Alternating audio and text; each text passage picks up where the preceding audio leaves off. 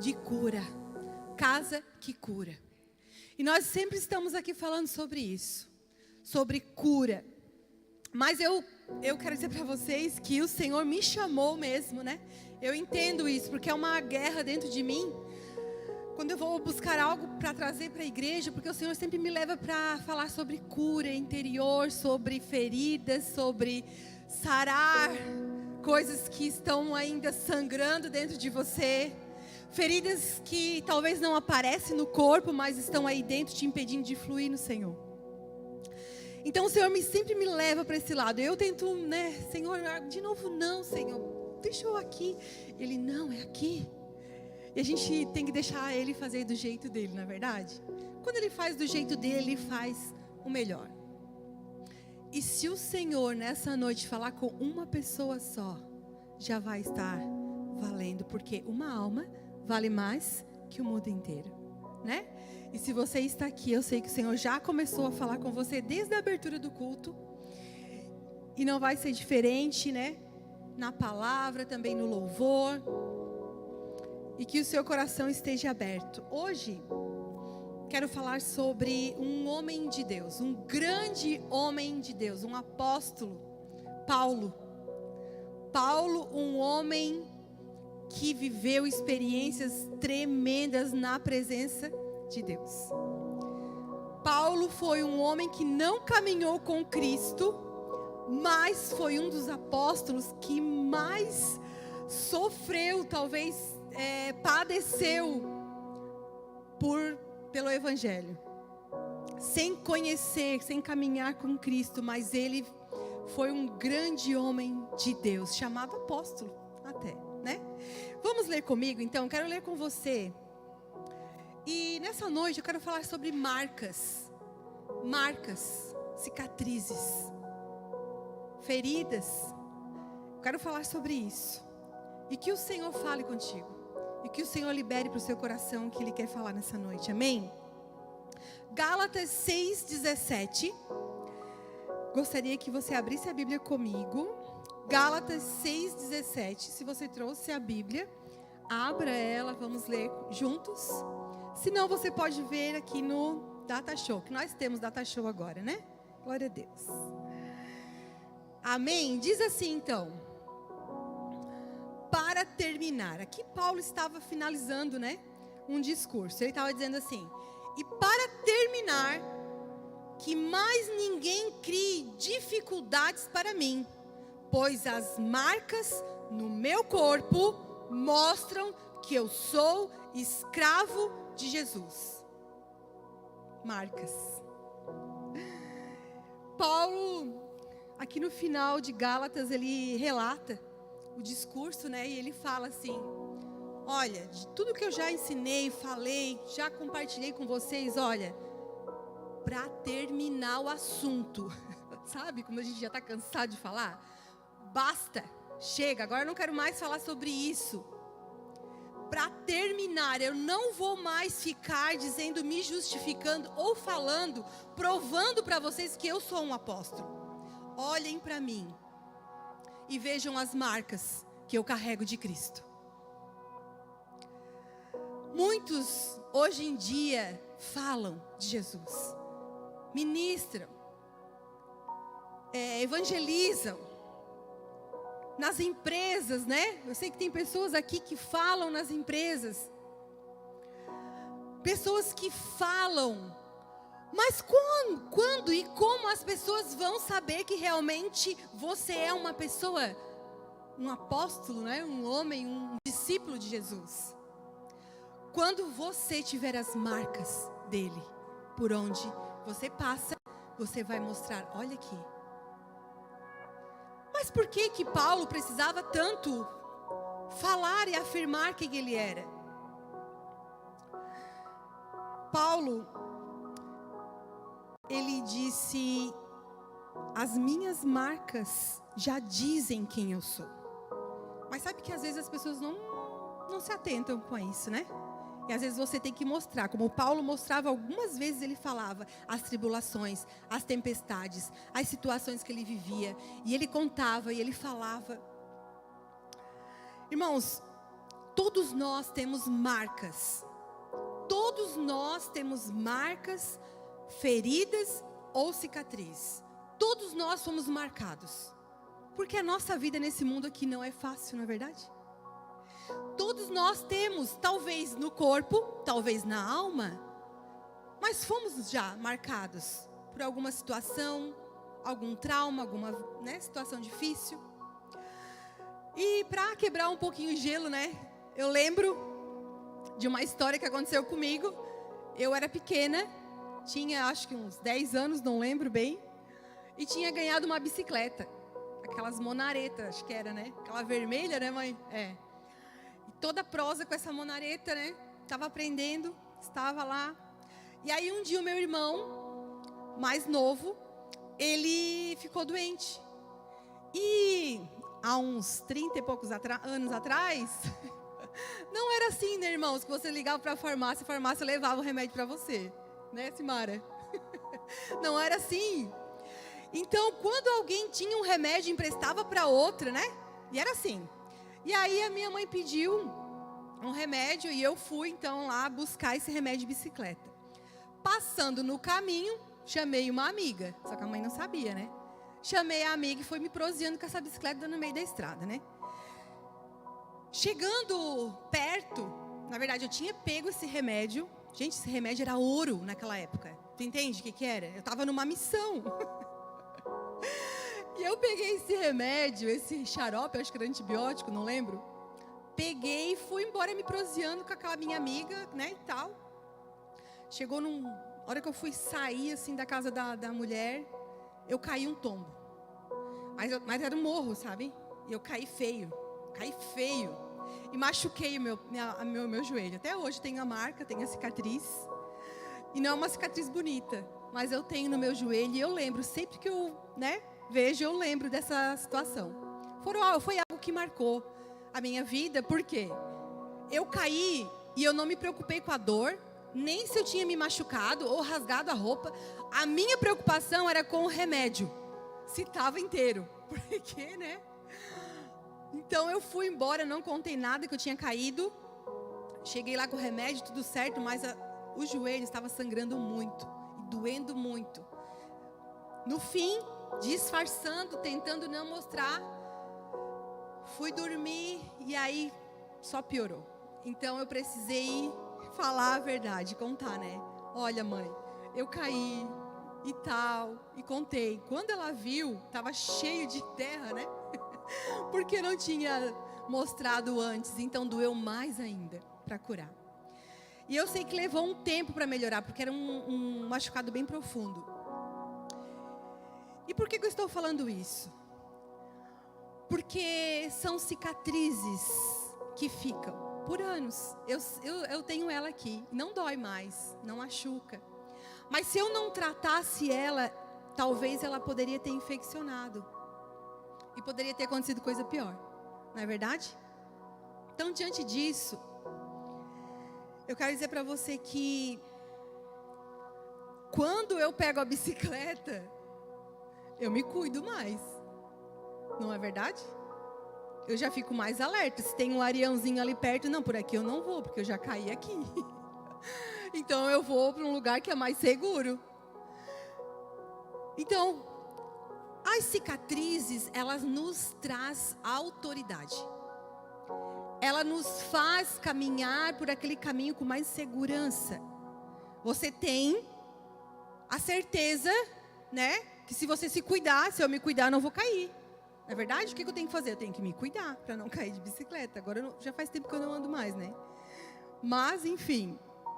Então, a ferida aberta, ela te limita. A ferida aberta, ela te paralisa.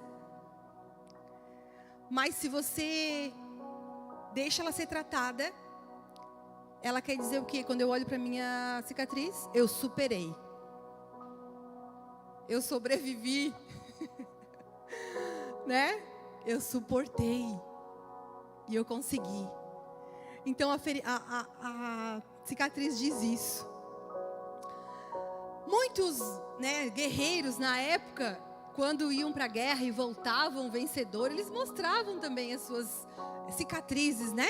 Dizendo, olha, aqui eu ganhei, né, um tiro, eu ganhei uma espada, não sei como é que diz, né? Como é que é o nome dos guerreiros, nunca fui para a guerra, né? Ganhei um golpe aqui, ó, mas eu sobrevivi. Não é verdade? Então eles mostravam que eles eram bons, porque eles tinham enfrentado grandes guerreiros e suportado e vencido as guerras. Então, a cicatriz te dá estrutura para suportar e viver o novo. Se eu deixar ser curada, se eu deixar ser curado, eu vou ter estrutura para suportar o novo. Porque o novo traz medo, traz insegurança. Mas se eu estiver com o meu joelho bem saradinho, eu vou poder andar novamente. E vou ter passos firmes. Amém? Falando outra situação para você, sobre feridas na alma. Isso estou falando do corpo, né? Feridas na alma. Eu escutei uma história, eu escuto muitas coisas, muitas histórias, né? Escutando uma história de um moço. Ele era um moço que tinha 11 irmãos. 11. Olha, pensa bem. 11. E ele era de uma família muito pobre. E nesse tempo de infância, ele nunca teve aniversário. Nunca teve festa. Aniversário teve, né? Não teve festa. Nunca teve festa de aniversário. E ele nunca se permitiu, depois de adulto, também fazer uma festa. E sabe o que ele dizia? Ele dizia assim, ó, eu não gosto de comemorar meu aniversário. Ele dizia assim, eu não gosto de comemorar meu aniversário. Aí eu fiquei pensando, como assim? Todo mundo gosta de comemorar o seu aniversário. Tem alguma coisa, né? Você não acha? Aí eu fui vendo, conversando e percebendo, né? O testemunho. E aí ele conta mais, ele conta que a igreja um dia fez uma festa para ele. Fez uma festa surpresa. E quando ele entrou, um irmão veio, fez uma homenagem. O pessoal dos jovens vieram, homenagearam ele e tudo mais. E ele, dentro dele, era uma raiva só. Ele não queria estar ali, ele não queria estar vivendo aquilo ali. E foi embora muito chateado, porque ele não queria viver aquilo ali. Ele não se permitia. E aí ele foi orar e buscar em Deus, e aí ele percebeu que, por causa que ele nunca teve festa, ele não sabia desfrutar daquele tempo. Por causa que ele teve sempre irmãos onde ele cuidava, ele nunca se permitiu ser cuidado, ser homenageado, ser presenteado. E mais, ele nunca recebia presentes no aniversário dele. Por quê? Porque ele nunca gostava, nunca falava. E a partir do momento que ele liberou isso, que ele foi buscar em Deus, Deus, por que eu estou sentindo isso? Por que eu não quero, né? Você precisa fazer essas perguntas quando alguma coisa não está normal na sua vida. Quando algum sentimento você sente que está te travando, te parando. Então ele foi buscar em Deus e Deus falou, se permita ser amado. Se permita. E aí então, através daquele momento com Deus, Deus curou ele. E ele percebeu que por causa disso, ele não desfrutava dos momentos com a família, na casa dele. Ele não desfrutava. E ele estava destinado a viver assim o resto da vida dele. E a partir do momento que ele entendeu que não era normal e que ele precisava perguntar para Deus o porquê. Por que disso? Por que eu não gosto? Por que eu não quero? Você já fez essa pergunta para você algumas vezes? Eu faço sempre, irmãos. Eu faço sempre. Eu tenho sempre buscado em Deus. Deus, se tiver alguma coisa que está me parando, me paralisando, me travando, eu quero que tu me mostre. Então, em tempos, o Senhor faz um chacoalhão em mim. Mas eu quero que Ele faça mesmo, porque eu preciso melhorar. E se eu permitir que isso me paralise, eu não vou avançar. E eu preciso avançar. Amém? Você precisa avançar. Então ele não se achava merecedor, não se permitia viver o novo. Mas se você perguntasse, ele só dizia assim, eu não gosto. Eu não gosto. Então tem várias situações aqui que eu posso falar para você. Hoje, essa semana mesmo, eu falei com uma mulher que ela não conseguia sorrir. Eu falava com ela e eu ria com ela e o sorriso dela era pesado. E eu disse assim: irmã, eu estou percebendo que você não consegue nem sorrir. Ela disse: eu não consigo. Está pesado aqui, ó. Eu não sei o que é isso. Eu não sei o que é sorrir. A minha vida toda foi depressão. Eu disse: meu Deus, por que disso? Tem uma razão. O porquê disso? Então eu conversando um tempo com ela, a gente alinhou algumas coisas. E o Senhor tem mostrado algumas feridas abertas que têm paralisado pessoas, impedido elas de viver coisas no Senhor. Viver sobrenatural no Senhor. E Paulo aqui, né? Ele estava vivendo o novo de Deus. Nessa passagem aqui, ele estava vivendo o novo de Deus. Mas, em todo o tempo, as pessoas ficavam dizendo para ele assim: tu não é o Saulo de Tarso? Não és o Saulo, aquele que perseguia os cristãos? É. Você está aqui agora? O tempo todo, eles ficavam apontando os defeitos de Saulo no passado. Vamos ler comigo, lá em 1 Coríntios 9:1. Vamos ler comigo mais um versículo? 9:1. 1 Coríntios, na verdade. 1 Coríntios 9:1.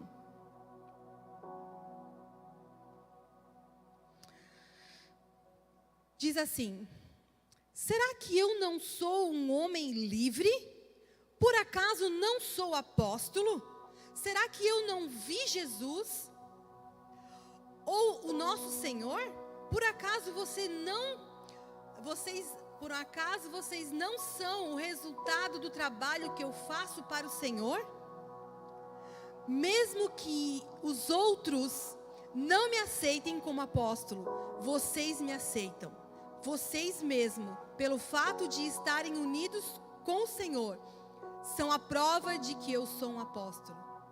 Em todo o tempo ele estava falando isso. Você vê a história de Paulo, ele está afirmando, onde ele passava ele afirmava. E ele disse ali: vocês não estão vendo que eu sou apóstolo, que eu sou um homem de Deus convertido, restaurado, transformado?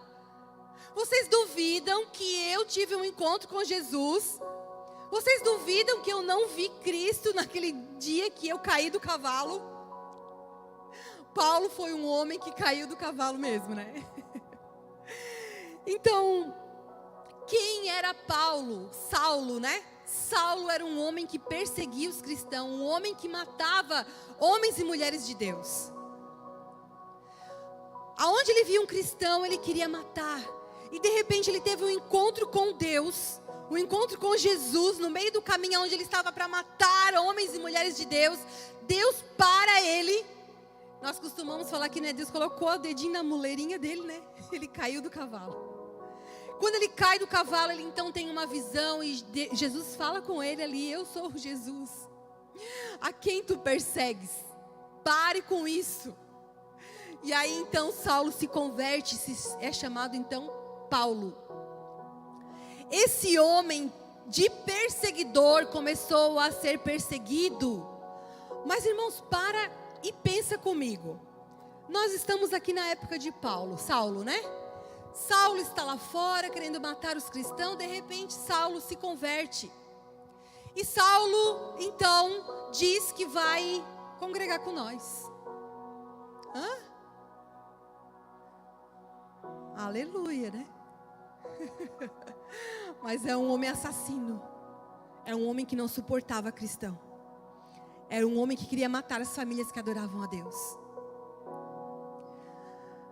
Pensa comigo, irmãos, quanto que ele não sofreu. Ele não sofreu só perseguição dos romanos agora, mas também perseguição dos cristãos. Porque ele dizia: ei, eu sou um homem de Deus, eu sou apóstolo de Cristo, eu vi Jesus.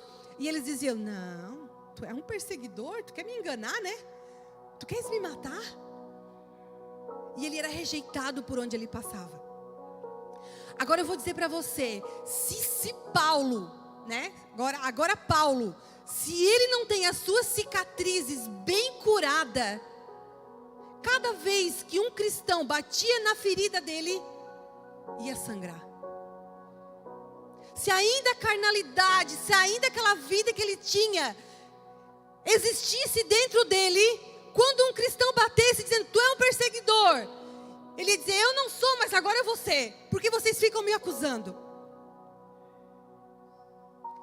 Então Paulo, ele precisou ter muita firmeza no que ele acreditava em Cristo. Ele precisava saber realmente quem ele era em Deus. E ele mesmo dizia, eu sou apóstolo. Eu fui tocado por ele, eu conheci ele, eu vi ele face a face. Eu sei o que ele fez. Ele não tinha dúvida, irmãos. E hoje, irmãos, hoje na igreja, muitas vezes, um irmão diz para você, olha, você não é aquele que fazia aquelas coisas erradas? Você já fica brabo, imunado. Será que está sarado mesmo essa ferida, irmão? Será que está curado mesmo? Será que está? De repente o seu marido chega em casa e diz, mulher reclamona. E aí você começa a xingar. Essa ferida está fechada mesmo, irmão? Essa ferida está cicatrizada mesmo? Você realmente é uma nova mulher? Você realmente é um novo homem? Quando você está no seu trabalho e você tem a oportunidade de fazer com excelência e você não faz. E aí alguém te chama a atenção e você diz, ei, você não é cristão? Você que deveria falar, eu sou cristão, eu não faço isso. Paulo afirmava a sua identidade sempre. E ele não tinha medo. Ele não tinha medo, ele ia. Ele ia e ele dizia, eu não sou mais perseguidor. Eu não sou mais, eu sou filho agora. Eu sou filho, ele era livre. Você sabe o que é um homem livre? Aqui diz, será que eu não sou um homem livre? Irmão, o que é ser livre? Livre não é igual, liberdade não é igual libertinagem. Liberdade, ele te dá a liberdade de você ser quem você é. Agora, libertinagem, você aproveita da liberdade para fazer o que você quer. Aí é diferente. Porque Paulo mesmo diz, eu sou escravo de Cristo. Eu não posso mais viver as minhas vontades. Eu vivo as vontades de Cristo agora. Então Paulo, ele superou toda a rejeição. Ele era um homem livre. E ele queria viver algo novo. Ele viveu algo novo. Agora, se ele parasse na primeira aldeia, na primeira cidade que ele chegou, ele dizia assim, ei, agora eu sei quem é esse Cristo que vocês estão falando. Mas você não é o perseguidor? Você veio para nos matar, vai embora daqui. E aqui, já no final de Gálatas, ele disse, ei, chega disso. Olhem para mim, olhem as minhas marcas. O quanto eu sofri e padeci pelo amor de Jesus. Pelo Evangelho de Jesus. Então nós precisamos entender que se você não deixar essa ferida, essa dor, isso que está te paralisando, se você não deixar isso cicatrizar e se fechar, em algum momento da sua vida, você vai parar. É muito real isso.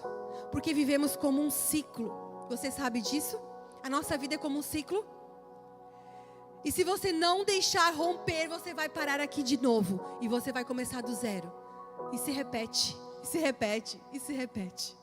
E aí você diz assim, ó, ai meu Deus, tudo de novo, eu estou vivendo tudo de novo. Ei, rompe esse ciclo. Deixa as feridas ser curadas. Deixa cicatrizar, fica no lugar de repouso, deixa Deus te curar. E quando estiver cicatrizada, vai para a batalha. Aí você diz, e aí eu já caí. Não, por aí eu não vou não. Aqui não. Você entende? Meu Deus, Tu és santo, Senhor. Paulo, ele se tornou um homem de confiança. Ele se tornou um homem de confiança. E você também pode, ou você é, ou vai se tornar um homem de confiança, no qual Deus vai confiar coisas grandes para você. Por onde Paulo passava, milagres aconteciam, coisas grandiosas aconteciam. E você que está aqui, você pode viver isso também. Você não precisa só vir e se assentar e comer. Você também precisa, depois da cicatriz sarada, você precisa também ajudar a curar os que estão chegando. Temos uma grande seara, uma colheita enorme para acontecer. E você precisa então entender e permitir que o Senhor te cure, que o Senhor te trate, que o Senhor faça na sua vida. Aleluia. A comunhão, irmãos, é o que fortalece. Paulo, ele não fugiu da comunhão. Ele ia. As pessoas rejeitavam e ele estava lá. Ele insistia em estar junto. Ele queria estar com os irmãos. Ele queria testemunhar, ele queria... Irmãos, a gente sabe que a comunhão é bom, é muito bom. Mas às vezes acontecem algumas situações no nosso meio. Às vezes o irmão não gosta de macarrão, outro não gosta de feijão, outro não gosta de arroz. Não é assim? Numa grande família é assim, nós também somos assim como igreja. Vai ter momentos que nós não vamos concordar com tudo. Mas nós precisamos o que? Estar junto e ser afiado, como a palavra diz, afiado como pedra, uma na outra, para que nós venhamos então se encaixar nessa grande construção que é a obra do Senhor. Irmãos, por muito tempo o inimigo tentou roubar a comunhão da igreja. Escute isso. Irmãos, é mais fácil eu ficar na minha casa, no meu canto. É mais fácil, porque eu já fui tão ferido, já fui tão machucado, já me passaram para trás, já me puxaram o tapete, já me falaram que eu não sou capaz, já me disseram que não é para mim. Não é mais fácil eu ficar no meu canto? Mas o Senhor te chama para comunhão, o Senhor te chama para cura, o Senhor te chama para mesa, o Senhor te chama para restaurar a sua identidade como filho. Amém? Eu gostaria que você se colocasse de pé, por favor. Lá em João 20, Jesus volta e tem um encontro com os 12, com os discípulos, e ele mostra as marcas dele. Jesus tinha as marcas nas mãos. Ele também superou muita coisa aqui. Como homem, ele suportou, para que eu e você pudéssemos ter salvação. Como homem, ele também vivenciou dias difíceis. Não pense que é só você. Ele superou por você, e você precisa superar por você mesma, pela sua casa, pela sua família. E o mais importante, pela sua salvação. A nossa vida não é nesse lugar, a nossa cidade não é aqui. Nós temos um lugar para viver, que é na eternidade. A nossa salvação. Então nós precisamos nos colocar diante dele. Amém?